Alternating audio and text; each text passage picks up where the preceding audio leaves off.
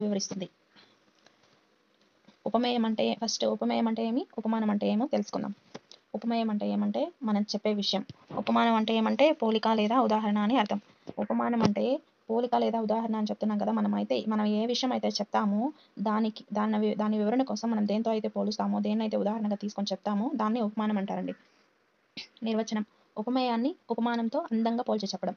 ఉపమేయాన్ని ఉపమానంతో అందంగా పోల్చి చెప్పడం. మీకు అర్థమయ్యేటట్లు నేను చెప్తాను. ఉదాహరణ తీసుకుందాం. కృష్ణ నీ కీర్తి హంసవలె ఆకాశగంగలో మునుగుతున్నది. కృష్ణ నీ కీర్తి హంసవలె ఆకాశగంగలో మునుగుతున్నది.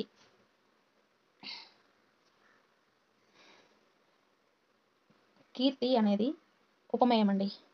హంస అనేది ఉపమానం. ఆకాశగంగ అనేది సమాన ధర్మం. వలె అనేది ఉపమావాచకం. ఉపమేయము, ఉపమానము, సమాన ధర్మము, ఉపమావాచకం ఈ 4 కలిస్తేనే ఉపమాలంకారం అవుతుంది.